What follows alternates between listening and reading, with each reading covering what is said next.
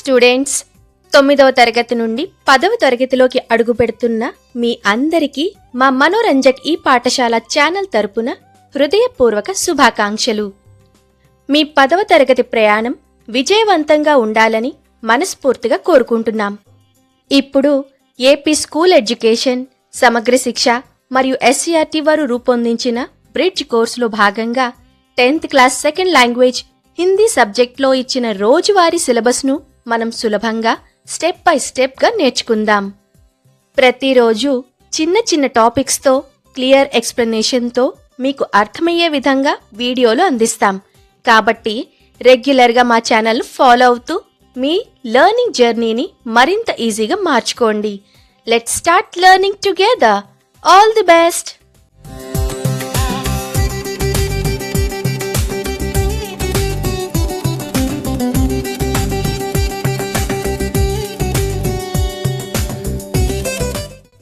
ఈ bridge कोर्सलोनी day 1 लो भागंगा छात्र अध्यापक की सहायता से संपूर्ण पाठ्यक्रम का अवलोकन करते हैं. अध्यापक छात्रों को ब्लूप्रिंट के अनुसार पाठ्यक्रम समझाते हैं. అంటే విద్యార్థులు ఉపాధ్యాయుల సహాయంతో పూర్తి పాఠ్య ప్రణాళికను అంటే సిలబస్ లో ఉన్నటువంటి పాఠాలను గమనిస్తారు. అదే విధంగా ఉపాధ్యాయులు విద్యార్థులకు బ్లూప్రింట్ ప్రకారం పాఠ్య ప్రణాళికను వివరిస్తారు. ఈ క్రింది ఇవ్వబడినటువంటి మైండ్ మ్యాప్ ఆధారంగా అధ్యాపకులు అవగాహన చేసుకోవాల్సిన అంశాలు ఏమిటి అంటే తయారీ और समन्वय, शिक्षण सामग्री और योजनाओं को व्यवस्थित करना అంటే సన్నద్ధత మరియు సమన్వయం. ఇందులో భాగంగా ఉపాధ్యాయులు బోధనకు అవసరమైనటువంటి సామగ్రి అనగా పాఠ్యపుస్తకాలు, ఉపకరణాలు మరియు పాఠ్య ప్రణాళికను ముందుగానే సక్రమంగా ఏర్పాటు చేసుకొని సమన్వయం చేసుకోవాలి. అప్పుడే బోధన అన్నది సులభతరం అవుతుంది. తదుపరి అంశం విషయ పరిచయ. ప్రముఖ పాఠ జైసే ఈద్గాహ్ కా పరిచయ దేనా और పృష్ఠభూమి సమझाना.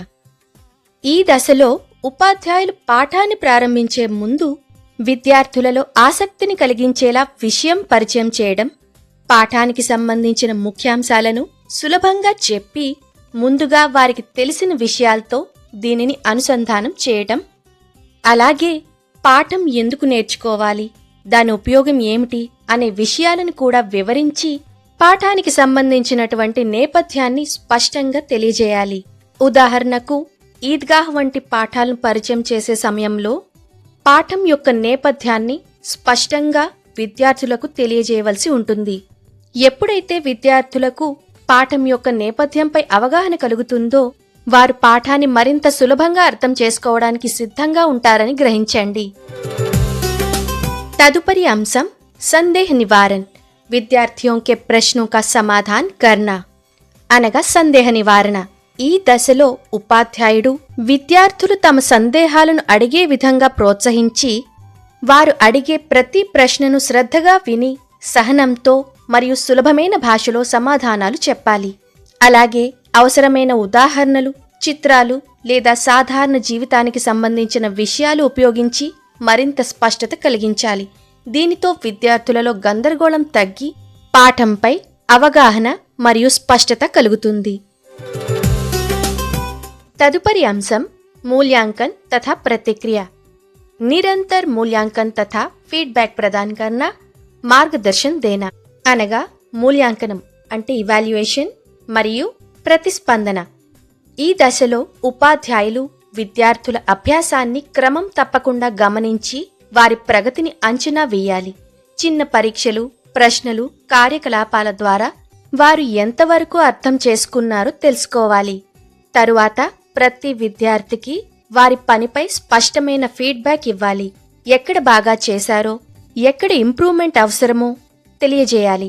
అవసరమైతే సరైన పద్ధతులు సూచించి మార్గదర్శనం చేయాలి.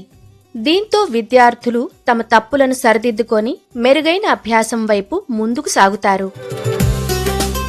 తదుపరి అంశం భాషా కౌశల్ వికాస్ గతివిధి. సున్నా, బోల్నా, పढ़ना, लिखना ఆది భాషా కౌశలం కా అభ్యాస్ అంటే భాషా నైపుణ్యాల అభివృద్ధి కార్యక్రమం. ఈ దశలో విద్యార్థులు భాషకు సంబంధించిన ప్రధాన నైపుణ్యాలను అనగా వినటం, మాట్లాడటం, చదవటం, వ్రాయటం వంటి నైపుణ్యాలను సమగ్రంగా అభివృద్ధి చేయడమే లక్ష్యంగా ఉపాధ్యాయులు శ్రమించాలి.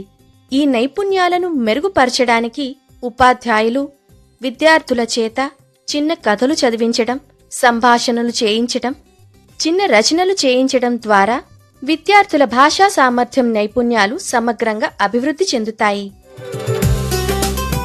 तदुपरि अंशम 10वीं कक्षा की तैयारी, विद्यार्थियों में आवश्यक कौशल विकसित करना तथा पाठ्यक्रम की तैयारी करना.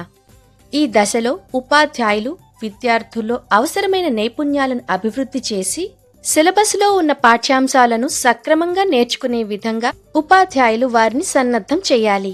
దీంతో విద్యార్థులు ఆత్మవిశ్వాసంతో 10వ తరగతిలో సమర్థవంతంగా విజయం సాధించగలుగుతారు. నెక్స్ట్ క్లాస్లో 10th క్లాస్ ఫస్ట్ లెసన్ అయినటువంటి బరిస్తే బాదల్ పాఠం గురించి నేర్చుకుందాం.